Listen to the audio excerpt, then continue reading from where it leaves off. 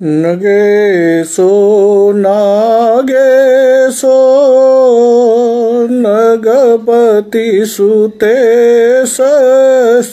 नकुलः शिवेशः सर्वेशः ससधरधरो वास्मरहरः महारुद्रो भद्रो जनहितसमुद्रः पशुपतिः हरत्वन्तर्ध्वान्तं कनखलपतेरुत्सवहरः। नमः शंभवे। अस्मिन् समूहे इदानीं समुपस्थितानां समेषां हार्दिकं स्वागतं सादरम् अभिनंदनं च। प्रिय छात्रों और जिज्ञासुओं, रसगंगाधर के इस पाठ में आज गुण विवेचन होना है। कल तक रस विरोध, विरोध परिहार एवं रसदोष, ये सारी बातें कल तक हो गई थी। आगे गुण विवेचन होना है। गुण के विषय में आप सभी को मालूम है कि आचार्य मम्मट से पहले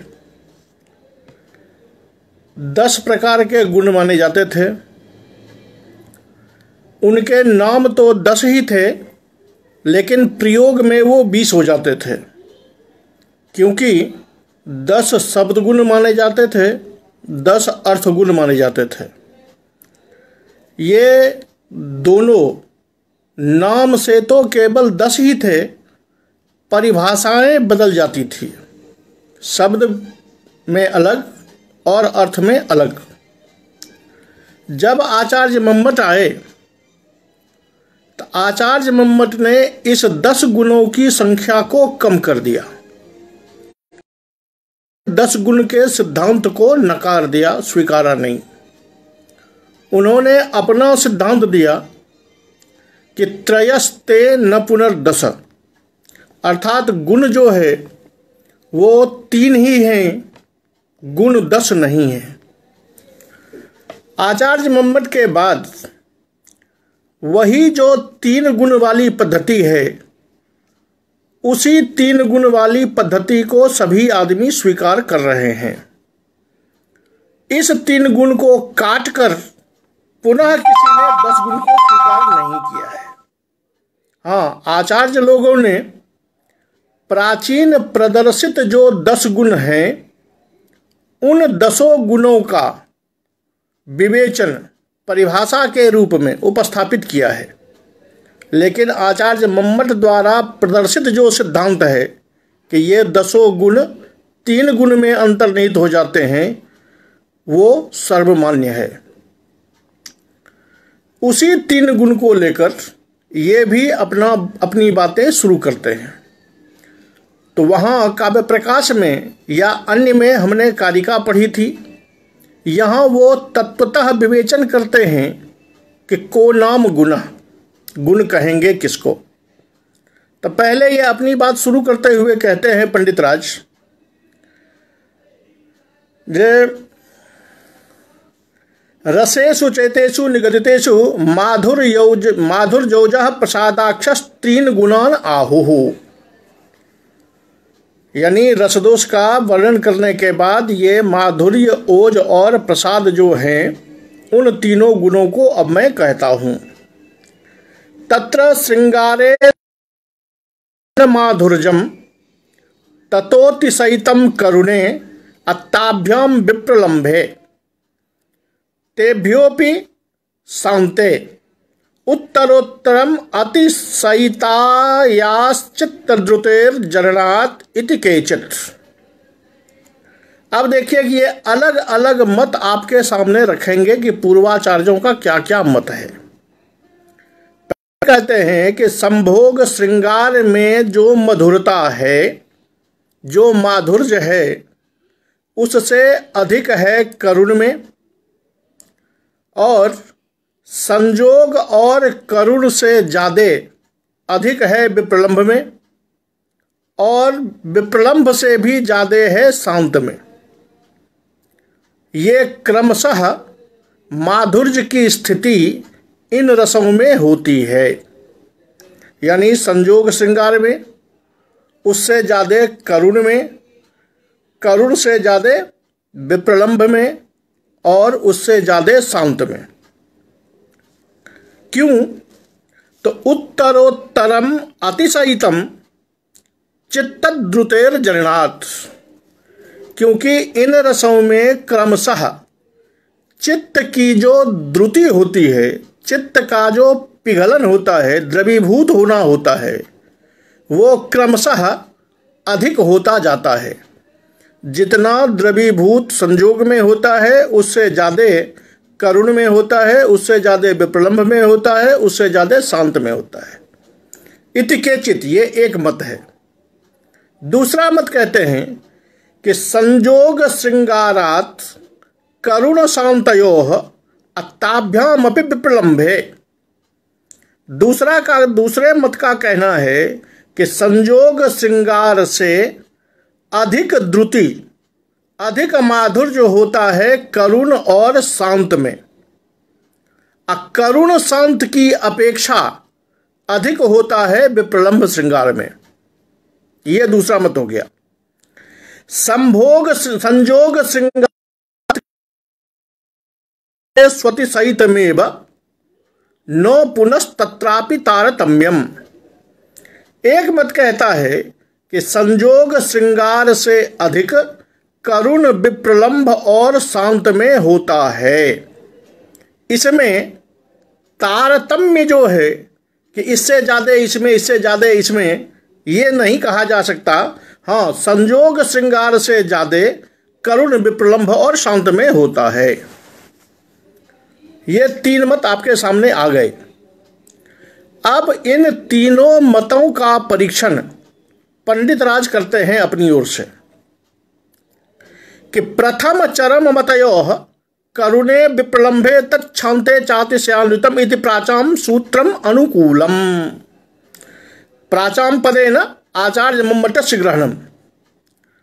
कहते हैं कि ये जो पहला और तीसरा मत है, इसमें जो प्राचीन आचार्य मम्मट ने सूत्र दिया हुआ है कि करुणे विप्रलंभे तच्छान्ते चातिशयान्वितम, करुण से अधिक विप्रलंभ में, विप्रलंभ से अधिक शांत में, ये क्रमशः अतिशयता को प्राप्त होता जाता है।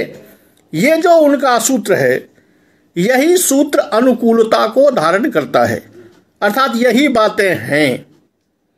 हाँ, केवल क्रमेण पद जोड़ दिया गया है कि इससे अधिक उससे, उससे अधिक उसमें, उससे अधिक उसमें। तो केवल क्रमेण पद का ही या अपकर्ष बताया गया है, बाकी बात वही है जो आचार्य मम्मट अपने सूत्रों द्वारा कहते हैं। तो आचार्य मम्मट तो यही कहते हैं कि करुणे विप्रलंभे तच्छान्ते चातिशयान्वितम। करुण विप्रलंभ और शांत में, श्रृंगार में तो होता ही है, वो करुण विप्रलंभ और शांत में अतिशयित होता जाता है, यानी बढ़ता जाता है। मध्यस्थे तो मते, दूसरा मत जो था, करुण शांताभ्याम विप्रलंभस्य माधुर्यातिशय, करुण और शांत की अपेक्षा विप्रलंभ में माधुर्य का अतिशय होता है। ये जो दूसरे मतकार ने कहा कि इस करुण से ज़्यादा, करुण और शांत से अधिक होता है विप्रलंभ में, ये जो दूसरा मत है, तो पंडित राज का कहना है कि ये दूसरा मत यदि सहृदयानाम अनुभवः, यदि सहृदय इस बात को स्वीकार करते हैं कि वास्तविक में चित्त की द्रुति जो है वो करुण और शांत की अपेक्षा विप्रलंभ में अधिक होती है, तो इस बात को स्वीकार किया जा सकता है अन्यथा नहीं किया जा सकता। यानी सहृदयों का हृदय ही, सहृदयों का मत ही वहां प्रमाण होगा।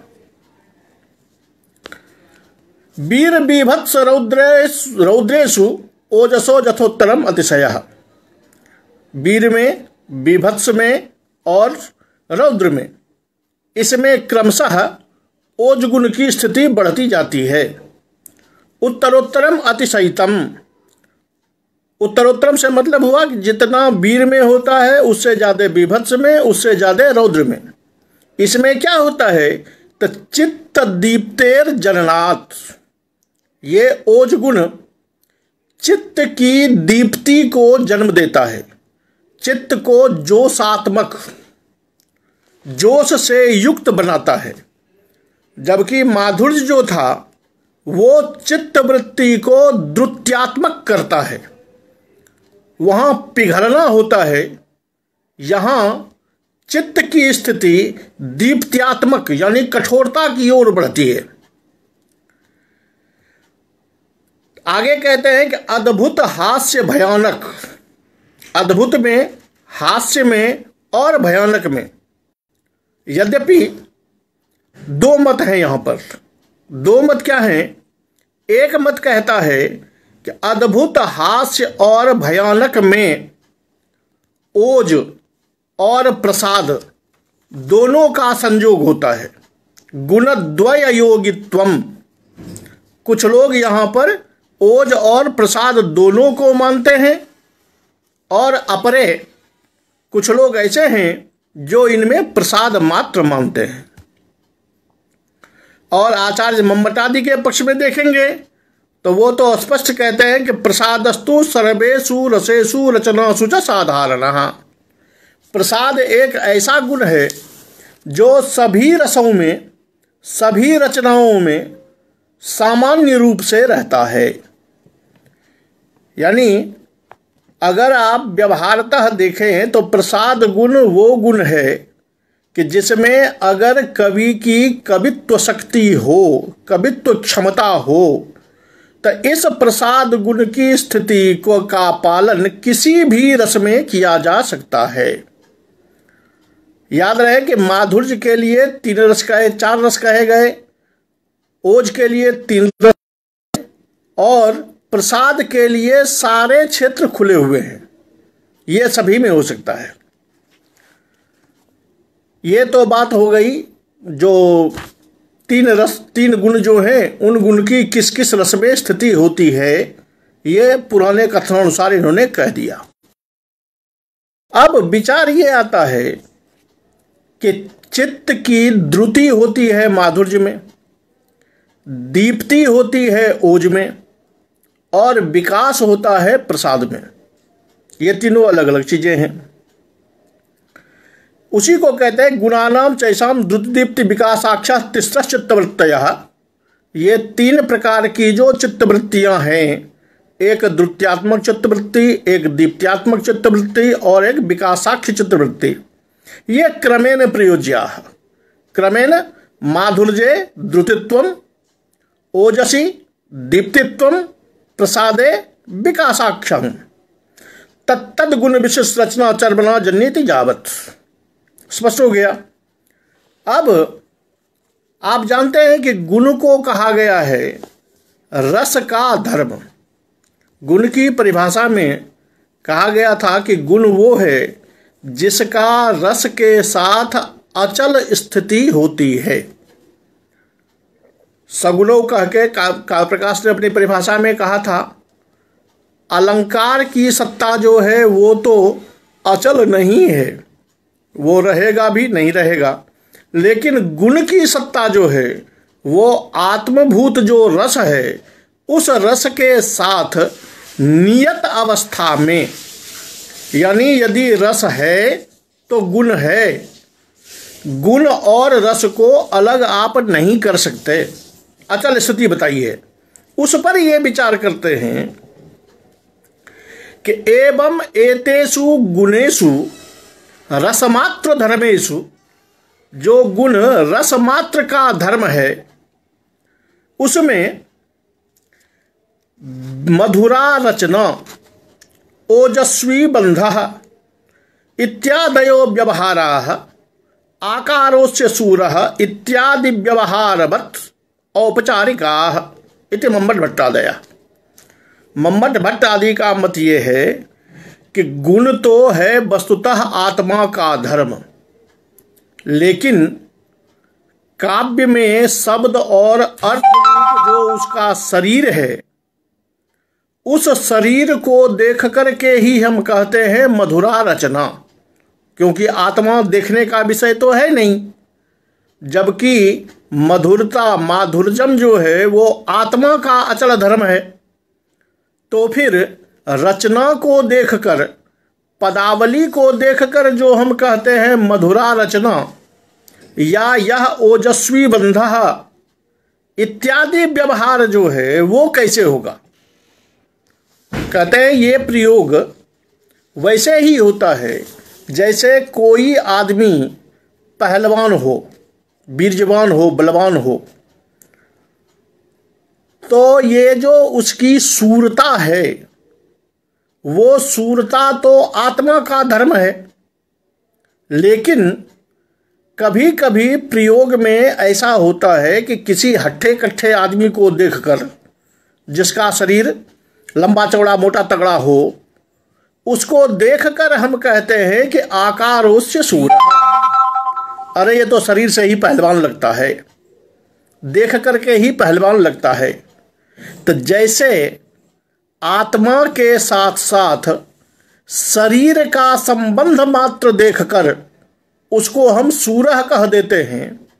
सूरह शरीर का धर्म नहीं है, आत्मा का धर्म है, लेकिन शरीर की घटना को देखकर हम आकारोस्य सूरह प्रयोग करते हैं।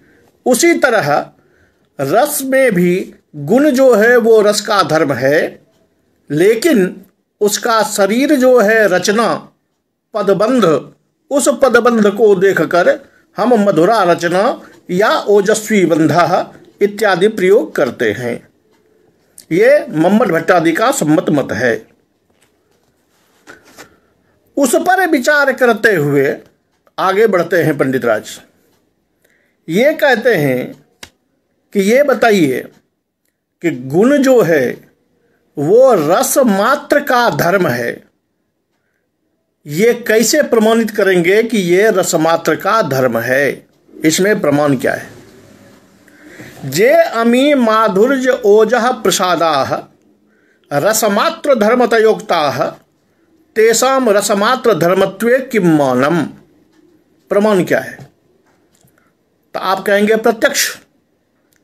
यदि कहते हैं कि प्रत्यक्ष प्रमाण है कि श्रृंगार का श्लोक हम पढ़ते हैं और मेरा चित्त द्रुत होने लगता है, ये प्रत्यक्ष प्रमाण है, तो कहते हैं जी नहीं, प्रत्यक्ष प्रमाण नहीं माना जाएगा। क्यों? तद्दाहादेह कार्यात् अनलगतस्य उष्णस्पर्शस्य यथा भिन्नतया अनुभवः तथा द्रुत्यादि चित्तवृत्तिभ्यो रसकार्येभ्यो अन्येषां रसगत गुणानाम अननुगतत्वात्।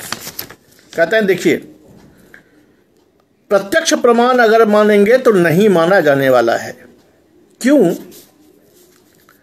तो आग जो है, उस आग में दाहकता जो है, वो दाहकता उसका कार्य है, और ताप, आग आगे रखा हो, हम यहाँ हाथ रखें तो हमें ताप का अनुभव होता है।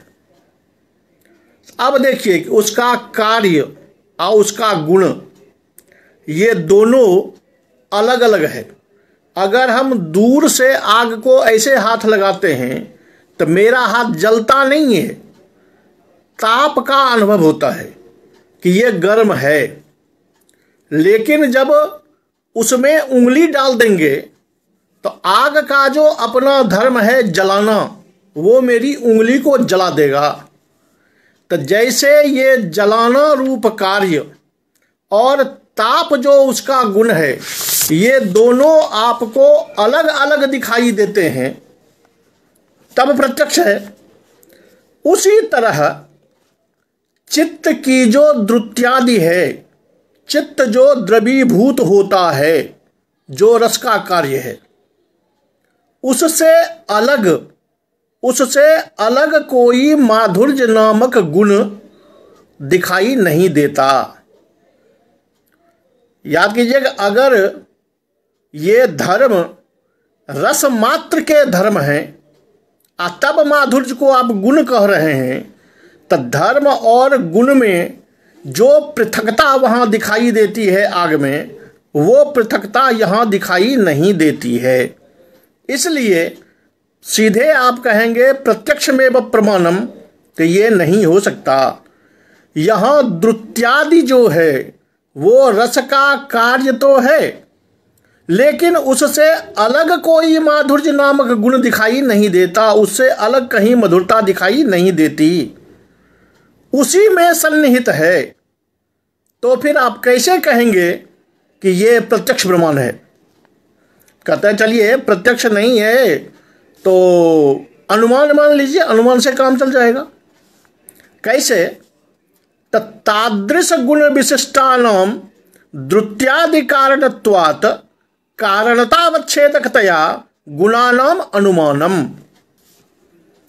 कि तादृश गुण विशिष्ट, जैसे संजोग श्रृंगार में, करुण में, शांत में द्रुत्यादि होता है, द्रुति होती है, तादृश गुण विशिष्ट रस, यानी माधुर्य गुण विशिष्ट जो रस है, उस रस का कार्य द्रुत्यादि है। ऐसा बनाइए कि माधुर्य गुण विशिष्ट जो श्रृंगार, उस श्रृंगार का कार्य हुआ चित्त की द्रुति होना। तो जब जब हमारे चित्त की द्रुति स्थिति होगी, तब तब हम ये मानेंगे कि माधुर्य गुण विशिष्ट श्रृंगार का ज्ञान हुआ या श्रृंगार रस हुआ। ऐसा चित्तवृत्ति के द्वारा हम तत्त गुण का अनुमान कर लेंगे। तब वहां ये कहते हैं कि ना, ऐसा करने से तो समस्या पैदा हो जाएगी। समस्या क्या उत्पन्न होगी? तो प्रातिस्विक रूपेण रसानाम कारणतोत्पत्तौ गुणकल्पने गौरवात्। अब देखिए ये क्या कह रहे हैं। ये कहते हैं कि श्रृंगार, करुण, विप्रलंभ, शांत, सब में द्रुति है। अगर आप कहेंगे कि तत्त गुण विशिष्ट रस का कार्य है द्रुत्यादि, उस द्रुत्यादि से हम गुण को मानते हैं, गुण का अनुमान करते हैं, तो क्या होगा कि संजोग श्रृंगार विशिष्ट जो द्रुत्यादि हुआ, उसमें माधुर्य हुआ। पुनः करुण रस विशिष्ट जो द्रुत्यादि हुआ, उसमें माधुर्य हुआ। पुनः शांत रस विशिष्ट जो द्रुति हुई, उसमें हुआ। अब पुनः विप्रलंभ विशिष्ट जो द्रुति होगी, उसमें माधुर्य होगा।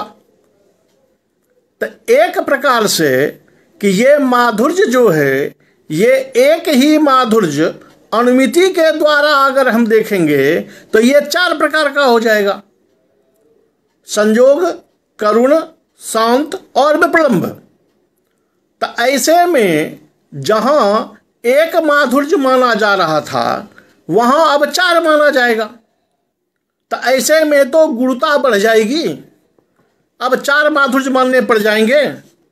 इसलिए अनुमान प्रमाण स्वीकार करने में यह बहुत बड़ा गौरव होगा। इसके लिए तो श्रृंगार करुण शांतानाम माधुर्यवत्वेन द्रुति कारणत्वम अप्रातिस्विक रूपेण कारणत्व कल्पनापेक्षया लघुभूतम इति। उसको ये कहते हैं नवाच्यम। कहते हैं ये कि श्रृंगार, करुण और शांत, इन तीनों में मधुरता होने के कारण द्रुति चित्तवृत्ति होती है, चित्तवृत्ति में द्रुति होती है। चित्तवृत्ति द्रुत हो जाती है इस कारण से कि श्रृंगार, करुण और शांत में माधुर्य है, तो तीनों में द्रुति हो गई।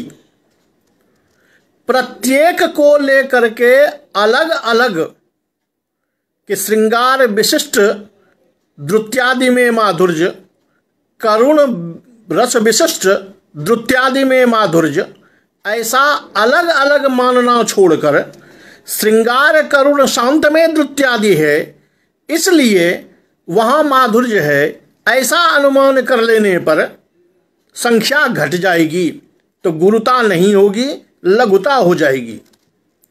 तो पंडित राज कहते हैं इति तु न वाच्यम, ऐसा नहीं कह सकते हैं। कहते हैं ऐसा क्यों नहीं कहें, नहीं कहने का क्या औचित्य है? कहते हैं कि मधुर तरादि गुणानाम पृथक द्रुततरत्वादि कार्य तारतम्य प्रयोजकतया व्युपगमेन माधुर्यवत्वेन कारणताया गुरुभूतत्वात्। कहते हैं समस्या आपकी ये आएगी कि जब ये कहा जाता है, या आचार्य मम्मट ने भी कहा था शुरू में, कि तीन गुण जो हैं श्रृंगार में, करुण में और शांत में, इन तीनों में ये जो वृत्ति इसकी है अतिशयान्वितम, करुणे विप्रलंभे तच्छांते चातिशयान्वितम, अतिशय से अन्वित होता है। या जिसने क्रमेण कहा, उसका कहने का तात्पर्य तो यही है कि श्रृंगार में मधुर हुआ, द्रुति हुई, उसके बाद करुण में उससे ज्यादा होगा, ज्यादा होगा तो द्रुततर होगा, उससे ज्यादा होगा तो द्रुततम होगा। ऐसा करने पर जब द्रुततर और द्रुततम की स्थिति आ जाएगी तो तीन, एक आप कह रहे हैं तीनों को मिला के तो चार। इस तरह से अगर अनुमान करेंगे कि इस द्रुत्यादि का कारणभूत तत्व तद विशिष्ट, तदगुण विशिष्ट रस है, ऐसा मानने पर तो फिर भी गुरुता वहीं की वहीं बनी रहेगी। इसके लिए आपको ऐसा नहीं कहना चाहिए। ऐसा अगर करेंगे तो वो गुरुता जो उसकी है वो गुरुता बनी ही रहेगी, उस गुरुता में कोई अंतर नहीं आएगा। इससे बेहतर है कि इत्थम च प्रातिस्विक रूपेणैव कारणत्वे लाघवम, ये एक दूसरा उपाय दिखाया इन्होंने कि अगर तीन तीन रस को आपने अलग अलग करके किया तो तीन तिया नौ, और तीनों गुण के लिए एक बार समूह में माना तो तीन एक एक बढ़ गया, तो संख्या 12 हो गई। कहते हैं संख्या 12 की जगह पर अगर केवल प्रातिस्विक रूप से एक एक रस तदगुण विशिष्ट रस को मान लिया जाए द्रुत्यादि का कारण, तो उससे संख्या हो जाएगी 9। तक एक तरफ में 12, एक तरफ में 9, तो 9 को मानने में ही लघुता होगी, ऐसा मान सकते हैं। लेकिन जो सहृदयों का अनुभव है, जो हम आप श्लोक पढ़ते हैं, काव्य पढ़ते हैं, तो वहाँ ये अलग अलग अनुभूति की जो अवस्था है, इस अलग अलग अनुभूति की व्यवस्था को तो सहृदय को प्रतीति नहीं होती। हाँ, ये प्रतीति जरूर होती है कि द्रुति होती है, द्रुति, द्रुतितर और द्रुतितम की जो स्थिति है, इसको मान के अलग अलग व्यवस्था करना ये उचित नहीं प्रतीत होता है। बल्कि ये प्रतीत होता है कि जिन रसों के द्वारा हमारी चित्तवृत्ति द्रुत्यात्मक हो गई, अब उस द्रुत्यात्मक में द्रुति, द्रुतितर और द्रुतितम की बात नहीं कीजिए।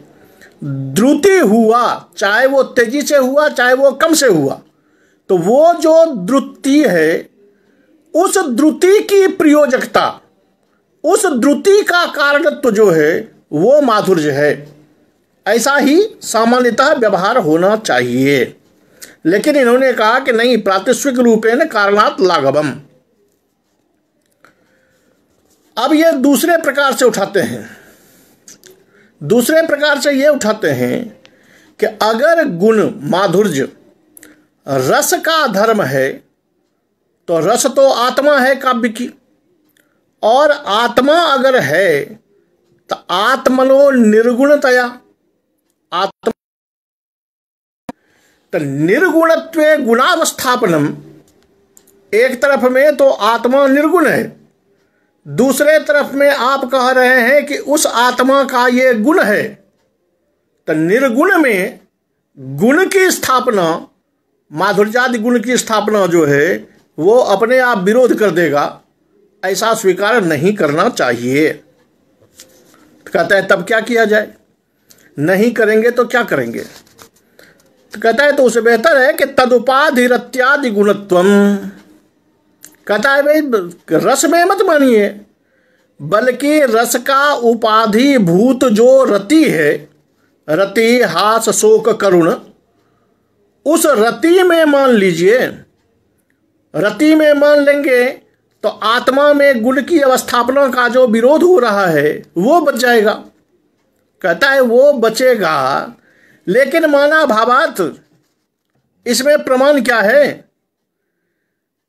प्रमाण इसलिए मांग रहा हूं कि रति जब आप कहेंगे तो रति तो वस्तुतः आनंद स्वरूप ही है। आनंद जो है, सुख जो है, वो सुख तो स्वयं में एक गुण है। अगर आप रति में गुण को मानेंगे तो एक गुण में दूसरे गुण की अवस्थापना गुणे गुणांतरस्य अनुचित्यत्वात्। अगर एक गुण में दूसरे गुण को मानेंगे तो यह कहाँ औचित्य का पालन करेगा? एक गुण में भला दूसरे गुण की स्थापना कैसे होगी? इसलिए ऐसी बात नहीं की जा सकती।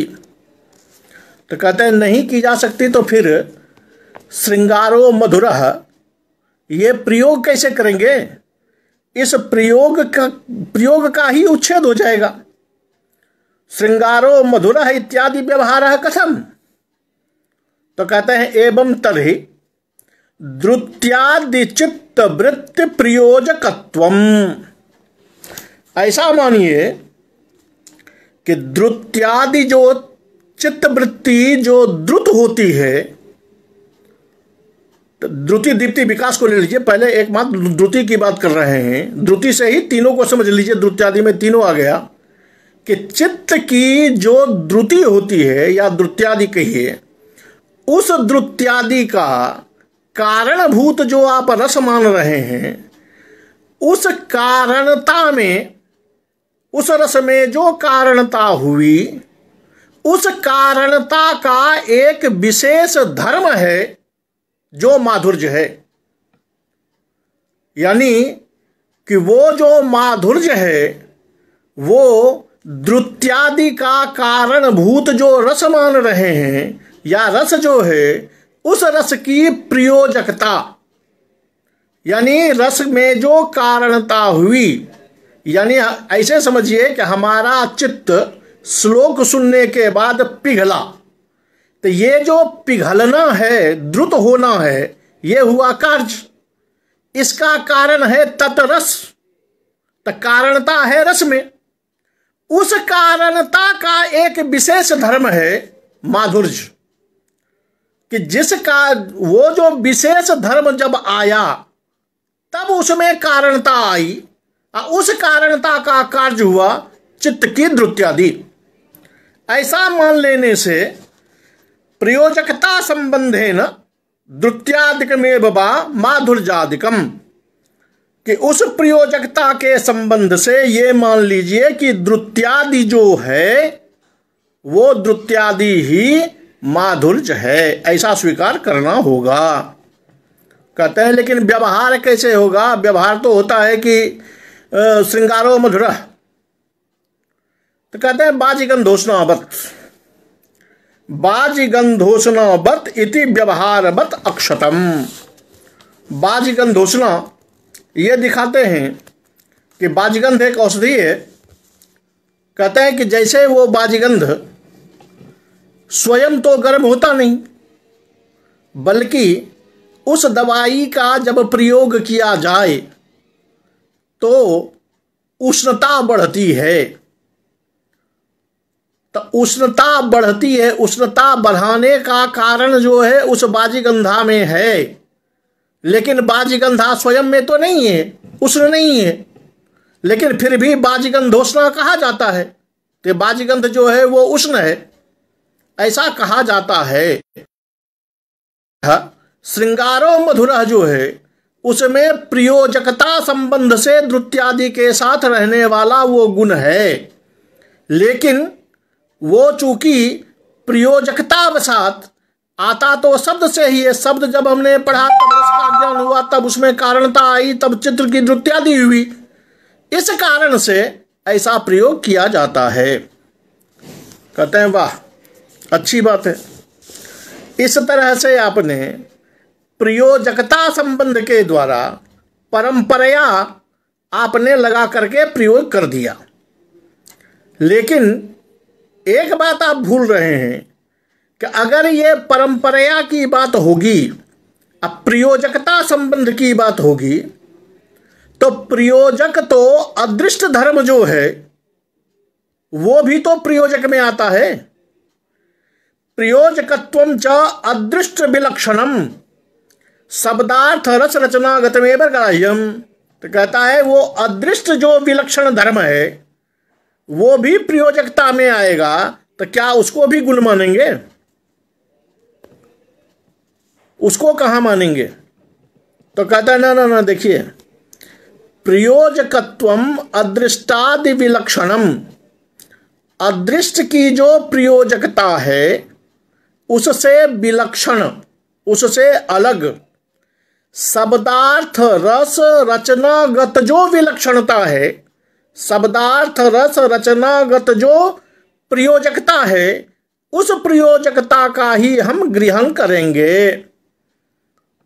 ये कहेंगे कि शब्दार्थ रस रचनागत जो प्रयोजकता है, उस प्रयोजकता के द्वारा जो चित्तवृत्ति द्रुत्यात्मक होती है वहाँ माधुर्य है या वो माधुर्य है, ऐसा कहेंगे तो व्यवहार में कोई आपत्ति नहीं आएगी।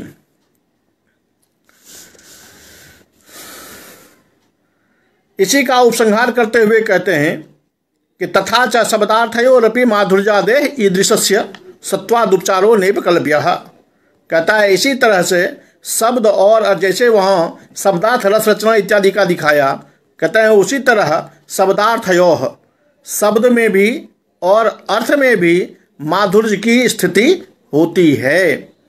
ऐसा आप कर सकते हैं, क्योंकि शब्द में भी होगा वो, अर्थ में भी होगा, क्योंकि द्रुत्यादि की कारणता जो है वो कारणता केवल शब्द में ही नहीं है बल्कि वो अर्थ में भी रहेगा।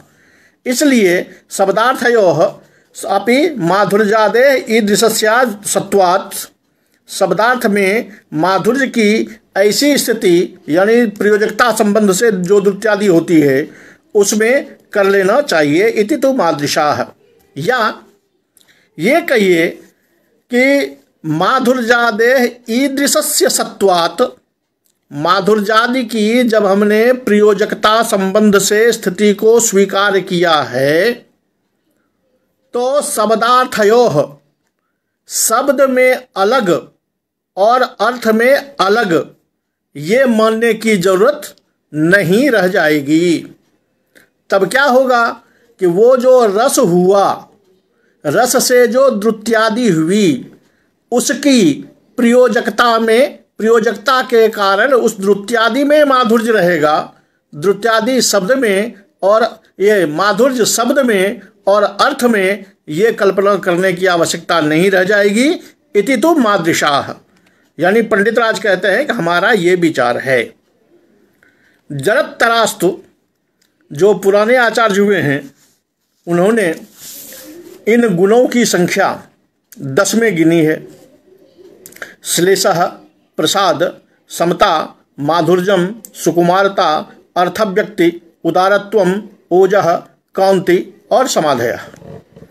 ये 10 प्रकार के उनके गुण कहे जाते हैं या उन्होंने निरूपित किए हैं। उस निरूपण में ये जो शब्द की गुण की परिभाषा है, जैसा मैंने पहले कहा था कि गुण के नाम तो यही 10 हैं, लेकिन शब्द गुण के तौर पर इनकी परिभाषा अलग होती है और अर्थ गुण के तौर पर इसकी परिभाषा अलग होती है। तो दोनों को जोड़कर वो संख्या 20 हो जाती है, लेकिन नाम 10 ही होते हैं। उसका पंडित राज ने ये तो स्वीकार कर लिया कि गुण तो वही 3 हैं, लेकिन जरत्तराह पुराने आचार्यों ने जो 10 गुण बताए हैं, उस 10 गुणों की ये परिभाषा करते हैं क्रमशः। पहला है श्लेष। ये शब्द गुण है, अर्थ गुण की बात नहीं है अभी। कि शब्दानाम भिन्नानामपि एकत्व प्रतिभान प्रयोजकः संहितयैक जातीय वर्ण विन्यास विशेषो गाढ़त्वापन प्रजायः श्लेषः।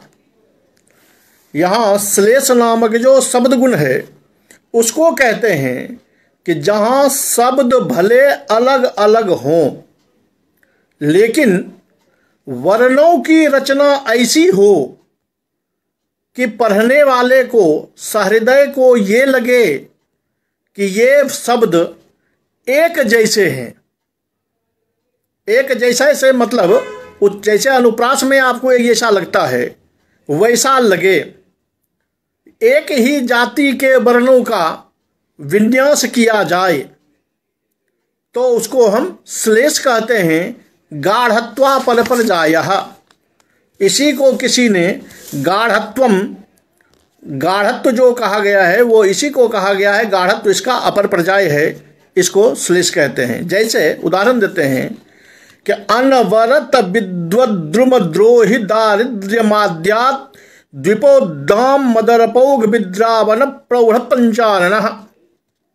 यहाँ अब आप देख लीजिए कि अनवरत विद्वद्रुम द्रोहि दारिद्र्यमाद्यात्, या द्र प्रयोग जो है, ये सारे के सारे एक जैसे ही लगते हैं। यद्यपि दो जो है वो विद्वत का अलग है, द्रुम का अलग है, द्रोही का अलग है और दारिद्र्य का अलग है। इसीलिए इन्होंने कहा था कि एक जातीय वर्णानाम और भिन्नानामपि एकत्व प्रतिभान प्रयोजकः। अलग अलग होते हुए भी एकता का प्रयोजक होने पर, एक जातीय वर्णों का विन्यास होने पर ये श्लेष नामक गुण कहलाता है। दूसरा कहते हैं प्रसाद। गाढ़त्व शैथिल्याभ्याम व्युत्क्रमेण मिश्रमं बंधस्य प्रसादः। यहाँ क्या कहते हैं कि देखिए, गाढ़त्व वो पूर्व वाला हुआ कि जो एक जैसा देखने में लगता है, टाइट बंधन में आ जाता है। और शैथिल्य जहाँ ऐसा नहीं है, जहाँ ऐसा टाइट बंधन नहीं होता हो। तो गाढ़त्व शैथिल्याभ्याम दोनों के द्वारा व्युत्क्रमेण, क्रमशः ऐसा न हो कि पहले गाढ़ हुआ बाद में शिथिल हो गया, ऐसी बात नहीं, बल्कि यहाँ व्युत्क्रम रहेगा। यानी गाढ़ है, शिथिल हुआ, फिर गाढ़ हुआ, फिर शिथिल हो गया, या शिथिल है, गाढ़ बंधन आया, फिर शिथिल बंधन आया, फिर गाढ़ बंधन आया। ऐसे में ये प्रसाद है। जैसे श्लोक देते हैं कि किम ब्रूमस्तब वीरताम वयममि जस्मिन धरा खंडल क्रीरा कुंडल कुंडलित भ्रुसोन नयने दोर्मंडलम पश्यति मानिक्यावलिकांति दंतुररतैर्भूषा सहस्रोत्करैर् विंध्यारण्य गुहा गृहा बनिरुहास्तत्काल मुल्लासिताः। यहाँ आप देख लीजिए, जो किम ब्रूमः तव वीरताम वयममि, शिथिल बंधन है। दूसरे में क्रीड़ा कुंडलित भ्रू, यहाँ आके पुनः टाइट बंधन हो गया। सोन नयने दोर्मंडलम पश्यति, पुनः शिथिल आ गया। अमानिक्यावली कांति दंतुरतरई भूषा सहस्रोत्करैः, इसमें कहीं कठोरता और कहीं कोमलता है। ऐसे मिश्रित बंधन जो होते हैं, उस मिश्रित बंधन को हम प्रसाद कहते हैं। तृतीय आता है समता, कि उपक्रमात् असमाप्तेः रीत्यभेदः समता। रीति वैदर्भी, गौड़ी, पांचाली इत्यादि जो हैं, उसको कहते हैं उपक्रमात् असमाप्तेः। जिस रीति के अनुकूल बंधन शुरू हुआ, वही अगर असमाप्ति तक, समाप्ति पर्यंत वही चलता रहा, उसमें कोई व्युत्क्रम नहीं आया, तो वो समता नामक गुण है। रीति जो आई, जो या तो उसी को आप वैदर्भी, गौड़ी, पांचाली कह लीजिए, या ये उपनागरिका इत्यादि जो वृत्तियां होती हैं, उन वृत्तियों का क्रमशः अगर मान लिया जाए कि उपनागरिका में शुरू हुआ और लगातार अंत तक वो उपनागरिका में ही चलता रहा, बीच में कोई व्युत्क्रम नहीं आया, तो वो समता नामक गुण है। इसका और माधुर्य का, दोनों का एक ही उदाहरण प्रस्तुत करते हैं ये। और माधुर्य बताते हैं कि संजोग पर ह्रस्वातिरिक्त वर्ण घटितत्वे सति पृथक पदत्वम माधुर्यम। पृथक पदत्वम माधुर्यम यानी पद अलग अलग सुस्पष्ट हो तो वह माधुर्य है। उसमें ये ध्यान रहे कि संजोग पर ह्रस्वातिरिक्त वर्ण घटित, जैसा कि आप जानते हैं कि संजोग संयुक्त वर्ण अगर होता है पद में, तो संयुक्त वर्ण का पहला वर्ण जो होता है वो ह्रस्व रहने पर भी दीर्घ हो जाता है। तो संजोग पर ह्रस्वातिरिक्त, संजोग आगे होने पर पहला जो ह्रस्व दीर्घ होता है, ऐसा बंधन जहां नहीं हो, यानी जिन वर्णों, ऐसे वर्णों का प्रयोग हो जहां संजोग आगे हो करके पहले वर्ण को दीर्घ करने का प्रयास न किया गया हो या नहीं हुआ हो, ऐसे वर्णों की जो संघटना है और पद अगर अलग अलग हों तो वो माधुर्य गुण कहलाता है। अब ये माधुर्य और आगे समता दोनों गुण था, दोनों का उदाहरण ये एक ही देते हैं कि नितराम परुषा सरोजमाला, सारे पद अलग अलग हैं, कहीं कोई दिक्कत नहीं है। नितराम परुषा सरोजमाला न मृणालानि विचार पेशलानि, यदि कोमलता तवांग का नाम अथ का नाम कथापि पल्लवा नाम। तो यहां संजोग पर ह्रस्व वाला वर्ण भी नहीं है, उससे अतिरिक्त वर्ण है, और पद जो हैं वो अलग अलग सुस्पष्ट हैं, इसलिए यहां माधुर्य और समता दोनों की उपस्थिति है। उसी तरह कहते हैं कि अपरुष वर्ण घटितत्वम सुकुमारता।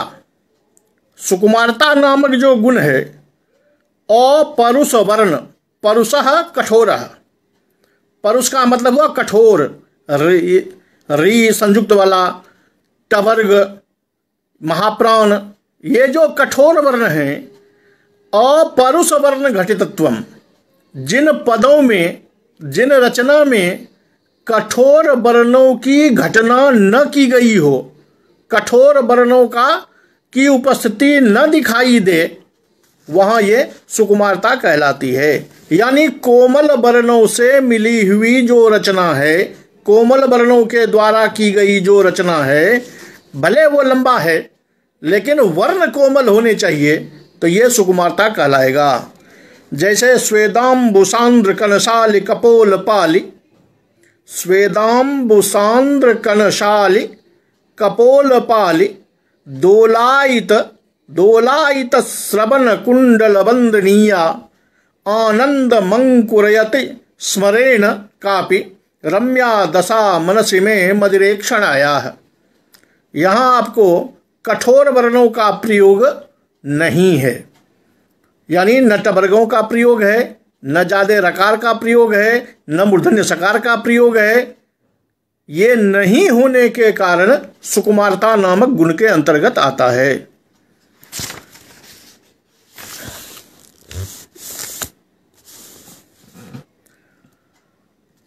छठे का नाम ही है अर्थव्यक्ति। तो अर्थव्यक्ति से स्पष्ट है कि जिस पद को सुनकर तुरंत पद को सुनते ही अर्थ की अभिव्यक्ति हो जाए, वो अर्थव्यक्ति नामक गुण है। कि स्पष्ट कहते हैं कि जगिति प्रतीयमानार्थान्वयकत्वम अर्थव्यक्ति, यानी ऐसे शब्दों का प्रयोग जिनको पढ़ते ही जो प्रतीयमानार्थ है, जो व्यंजना में आने वाला अर्थ है, उस अर्थ की प्रतीति झटिति तुरंत हो जाए, तो वो ये अर्थव्यक्ति नामक गुण कहलाता है। जैसा कि वो नितराम मुक्ता सरोजमाला पहले ही माधुर्य में दिया हुआ है। अब आगे बताते हैं उदारता। कठिन वर्ण घटना रूप विकटत्व लक्षणोदारता, यानी इसी से थोड़ा उल्टा कर दीजिए, थोड़ा टेढ़ा कर दीजिए कि जहाँ कठिन वर्ण घटना रूप, जहाँ कठिन वर्णों का जोड़ करके कठिन वर्णों से कठोर वर्णों की रचना उपस्थापित की गई हो, जिसमें विकटता आती हो, उसी कठोरता को विकटता रूप दिया गया है कि विकटत्व लक्षणा। विकटत्व इसका दूसरा नाम है। कठिन वर्णों की ऐसी घटना जिससे कि वह रचना बड़ी विकट लगे, उसको उदारता नामक गुण कहते हैं। जैसे ये श्लोक देते हैं कि प्रमोदतुम दिल मथदत्त तालावली विनोदिनी विनायके डमरु डिंडिमध्वानिनी ललाट तट विस्फुटन नभ कृपीट योनित छटा हठो धत जटोद्भटो गतपटो नटो नृत्यति। यहाँ पहले में तो कठोर वर्णों का अभाव दिखता है। वैसे प्रमोद भर तुंदिल में 2 बार रकार का प्रयोग तो हो ही गया है, लेकिन उतनी कठोरता नहीं आई है। जबकि डमरु डिंडिमत ध्वानिनी ललाट तट विस्फुट नवकृपीट योनित छटा इत्यादि में जो टकार का प्रयोग है, उस टकार के प्रयोग से जो यहाँ कठिन वर्ण की घटना हो गई है, उसके लिए यह कहते हैं उदारता है। इस पर ये एक विचार प्रस्तुत करते हैं कि कुछ लोगों ने जो विकटता की परिभाषा की है, वो ये किया है कि पदानाम नृत्य प्रायत्वम विकटता। जहाँ श्लोकों में प्रयुक्त पद नाचता हुआ सा दिखाई दे, वो विकटता कहलाती है। इति काव्य प्रकाश टीकाकारा व्याचक्षते, काव्य प्रकाश के किसी टीकाकार ने कहा है, और वहाँ उन्होंने उदाहरण दिया है स्वचरण विनिविष्टे नूपुरे नर्तकी नाम झटित रणितम आसीत। तो वहाँ पंडित राज मानते हैं कि यहाँ विकटत्व लक्षणा जो उदारता है, जिसको आचार्य मम्मट ने ओज गुण के अंतर्गत माना है, ये प्रतीत नहीं होता है, ये उचित प्रतीत नहीं होता है। क्यों? तो स्वभावतः है कि ओज गुण में कठोर वर्णों वाला प्रयोग होता है, लंबे लंबे समास होते हैं। यहाँ इनका कहना है कि नृत्य प्रायत्वम जो आपने कहा कि जहाँ नृत्य वो विकट कहलाएगा और वो ओज के अंतर्गत जाएगा, लेकिन उदाहरण जो आपने दिया कि स्वचरण विनिविष्टे नूपुरे नर्तकी नाम, यहाँ तो न नृत्य प्रायता है न विकटता है, फिर भी आपने इसको ओज के अंतर्गत मिला दिया है। तो कहते हैं इसका जवाब क्या है यहाँ पंडित राज काटते नहीं हैं, कहते हैं इति कथम अनु इति तएव जानन्ति। कहते हैं कि ऐसा संगमन उन्होंने कैसे किया है ये खुद ही जाने। यानी तात्पर्य ये है कि विकटत्व का लक्षण इसमें नहीं घट रहा है, और नहीं घटने के कारण इसमें ओज का भी लक्षण नहीं घट रहा है, लेकिन फिर भी वहाँ पर उदाहरण दिया गया है। तो किस कारण से दिया गया है ये वो लेखक ही समझें, मैं नहीं समझता। तात्पर्य है कि ये उचित नहीं है। नहीं अत्र ओजसो वैपुल्यन प्रतिभानम विनिविष्टैर नूपुरैर नर्तकीनाम इत्यत्र सन्नप्योजसो लवो न चमत्कारी। कहते हैं कि आप एक बात कहिए, ओजसो वैपुल्यन प्रतिभानम, ओज केवल वहां मानते हैं जहां पर्याप्त मात्रा में कठोर वर्णों का प्रयोग हो। ऐसी तो परिभाषा नहीं है, तक नहीं। लेकिन यहां आप कहेंगे कि चलो कुछ तो ओज वाला गुण आता है, जैसे विनिविष्टैर नूपुरैर नर्तकीनाम, विनिविष्टैर नूपुरैर नर्तकीनाम, यहां आकर के तो ओज दिखाई देता है। कहते हैं कि ओज दिखाई आपको वर्ण में दे रहा हो, लेकिन नूपुरैर नर्तकीनाम, ये नर्तकियों के नूपुर की आवाज है। इसमें तो द्रुति का कारण होना चाहिए। इसमें तो ओज का भले पद आपको दिखाई दे रहा हो, लेकिन चित्त में दीप्त्यात्मक स्थिति जो है उसका तो कोई चमत्कार दिखाई नहीं दे रहा है। अन्नापि तत्र नृत्य प्रायत्वम वर्णानाम अनुभवन्ति सहृदयाः। अब वस्तुतः यहाँ वर्णों की कोई नृत्य प्रायता भी नहीं है। अगर इस पूरे के पूरे पद को देखा जाए तो झटित रटितमासीत इत्यादि पद जो हैं, अब पूरे श्लोक के भाव को लेकर के इसमें माधुर्य ही दिखाई देगा, ओज दिखाई नहीं देगा। आठवां ये ओज गुण का लक्षण करते हैं कि संजोग पर ह्रस्व प्राचुर्य रूपम गाढ़त्वम ओजः, कि जहां अग्रिम संयुक्त वर्ण के प्रभाव से पहला ह्रस्व वर्ण गुरुत्व को प्राप्त हो रहा है, दीर्घत्व को प्राप्त हो रहा हो, ऐसे वर्णों के प्रयोग से, ऐसे वर्णों की जो रचना होती है वो रचना गाढ़ रचना है, और वो गाढ़त्व से युक्त जो रचना है वो ओज गुण कहलाता है। यानी देखिए, एक तो गाढ़त्व टाइट रचना हो, दूसरी बात कि यहाँ ऐसे वर्णों का प्रयोग हो जहाँ संयुक्त वर्ण के प्रभाव से उसका पहला वर्ण गुरुता को प्राप्त होता रहता हो। यानी लगातार संयुक्त वर्णों का जो प्रयोग है, उस प्रयोग की जो गाढ़ता है वो ओज कहलाती है।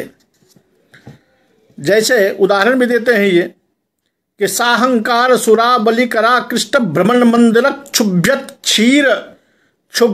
क्षीर धिबल गुबीच बलय श्री गर्भ सर्वंकषा तृष्णा ताम्यद मंद ताप सकुलई सानंद मालोकिता भूमि भूषण भूषयंत भोगा भोग कीर्तयः। तो स्वाप्त है कि क्षुभ्यत क्षीरधि बलगु बलयश्री गर्भ सर्वंकषा तृष्णा ताम्यत मंद सानंद इत्यादि जगह पर संयुक्त वर्णों की बहुलता होने से और उस संयुक्त वर्ण के प्रभाव से पहले वर्ण की दीर्घता वाली जो रचना है, इस रचना की गाढ़ता को ही ओज कहते हैं। नववां है कांति, कांति नामक गुण। उसको ये कहते हैं अविदग्ध। इन शब्द के प्रयोग को देखना है, पंडित राज के जो शब्द हैं कि अविदग्ध वैदिकादि प्रयोग योग्यानाम पदानाम परिहारेण प्रयुज्यमानेषु पदेषु लोकोत्तर शोभारूपम औज्ज्वल्यम कांति ही। देखिए इन्होंने क्या कहा कि काव्य के जो पद होते हैं वो सामान्यतः व्यावहारिक, सुकोमल, रसानुभूति कराने में सक्षम, प्रतीयमान बोध में सक्षम होते हैं। तो अविदग्ध जो वैदिक, अविदग्ध से विदग्ध तो माने हो गया चतुर, जो काव्य करने में पटु होते हैं वो, और ये है अविदग्ध वैदिक, वेद शास्त्र के जो अध्येता हैं, जो सामान्य व्यवहार में कुशल नहीं है, यानी अव्यवहारिक जो वैदिक हैं, उनके द्वारा जो शब्द प्रयोग किया जाता है उस प्रयोग के बिना, यानी अव्यावहारिक, लोगों के हृदय के अनुरंजन में अक्षम जो शब्द हैं, उन शब्दों के अतिरिक्त, यानी जहां ऐसे शब्दों का प्रयोग न होता हो, इसलिए कहा कि अविदग्ध वैदिकादि प्रयोग योग्यानाम, अविदग्ध जो वैदिक हैं उनके द्वारा प्रयोग के योग्य जो पद है, उन पदों का परिहार करते हुए, उन पदों को हटाते हुए, लोकोत्तर शोभा रूपम औज्ज्वल्यम, उन पदों को हटाकर तो दूसरे पद का प्रयोग हुआ। तदतिरिक्त उन पदों में जो लोकोत्तर शोभा रूपम, जो लोकोत्तर शोभा रूप उज्ज्वलता है, उस उज्ज्वलता को कांति कहते हैं। जैसा कि वो माधुर्यमाला जो गुण दिया है, नितराम प्रसाद सरोजमाला, उसमें सारे के सारे उदाहरण घट जाते हैं। तो यहां तात्पर्य ये हुआ कि कठोर पदों का प्रयोग न हो, ढूंढ ढूंढ के लाए गए कठिन से कठिनतम शब्दों का प्रयोग न हो, बल्कि ऐसे पदों का प्रयोग हो जो व्यावहारिक हो, प्रतिमान के बोधन में सक्षम हो, रसानुभूति में सक्षम हो, ये कांति कहलाती है। और अंतिम है समाधि। बंध गाढ़त्व शिथिलत्वयोः क्रमेणावस्थापनम समाधि। ये तो सामान्य सी बात है कि बंध गाढ़त्वम, जहां बंधन की गाढ़ता होती है, यानी टाइट बंधन, कठोर वर्ण हो या दीर्घ हो, रहते हैं, उससे जो बंधन में गाढ़ता आती है, प्रगाढ़ता आती है, और जो शिथिल, जहां ऐसा प्रयोग नहीं है, जहां कोमल वर्णों का प्रयोग है, अलग अलग प्रयोग है, तो ये गाढ़ता और शिथिलता दोनों का यदि क्रमशः प्रयोग हुआ है, क्रमेण से मतलब ये हुआ कि गाढ़त्व बंधन शुरू हुआ, अंत आते आते धीरे धीरे वो नीचे की ओर आके शिथिल हो गया। ये क्रम जो है, इस क्रम में अगर पदों की अवस्थापना की गई है, पदों का जोड़ किया गया है, तो वहां हम समाधि नामक गुण मानते हैं। अनयोरेव प्राचीनैः आरोहावरोह व्यपदेशः कृतः, कहते हैं इसी को प्राचीन आचार्यों ने आरोह और अवरोह का नाम दिया है, कि जहां आरोह और अवरोह का क्रम सही हो उसको समाधि नामक गुण कहते हैं।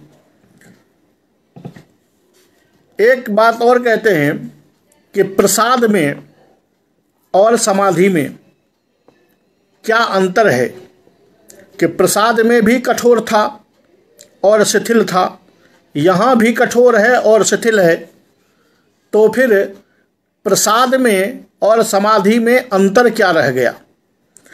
कहते क्रम ही तयोः प्रसादादस्य भेदकः। जब प्रसाद नामक गुण का विवेचन हुआ था तो वहाँ गाढ़त्व और शिथिलत्व दोनों का एक क्रम नहीं था, दोनों का व्युत्क्रम था, कि गाढ़ आया, शिथिल आया, फिर गाढ़ आया, फिर शिथिल आया, ये था प्रसाद। और समाधि जो है इसमें व्युत्क्रम नहीं होता है, इसमें क्रम होता है। गाढ़त्व से शुरू हुआ, नीचे आते आते शनै शनै वो शिथिलता में बदल गया। ये क्रमशः रहता है, क्रमेण रहता है, तो ये समाधि है। अब व्युत्क्रम हो जाने पर प्रसाद में चला जाता है।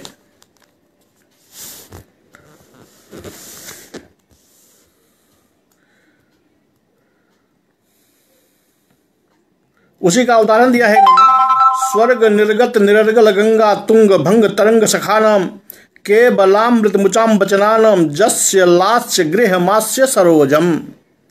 कि ऊपर में स्वर्ग निर्गत निरर्गल गंगा तुंग भंग तरंग इत्यादि के द्वारा जो गाढ़त्व का आरंभ किया गया, नीचे आकर के लास्य मास्य लास्य गृह मास्य सरोजम, यहाँ आकर के वो शिथिल बंधन में परिणत हो जाता है।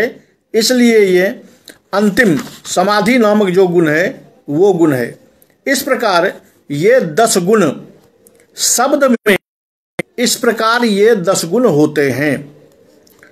इसी तरह ये अर्थ में भी 10 होते हैं। नाम भी इनका यही है, लेकिन जब अर्थ में चलेंगे और अर्थ की बात करेंगे तो परिभाषा इसकी बदल जाएगी सभी की। अभी तक शब्द के 10 गुण थे, उनकी परिभाषा हमने देख ली। आगे अर्थ के 10 गुण आएंगे, इसकी परिभाषाएं अलग अलग हो जाएगी और परिभाषा बदल जाएगी। नाम सबके यही रहेंगे। तो आज माधुर्यादि गुणत्रय विवेचन और पूर्वाचार्य प्रस्तुत जो 10 शब्द गुण हैं, उन 10 शब्द गुणों की परिभाषा हमने पढ़ी। और अर्थ गुण जो है वो अर्थ गुण अब हम कल पढ़ेंगे। तब तक के लिए आप सभी को मेरा हार्दिक अभिनंदन और सादर प्रणाम और कोटिशः आप लोगों को रोज़ लगातार धन्यवाद कि आप लोग इस पाठ में भाग लेकर के अपनी ज्ञान वृद्धि के साथ साथ समाज का भी उपकार कर रहे हैं। पुनः पुनः अभिनंदनानि शमेषाम।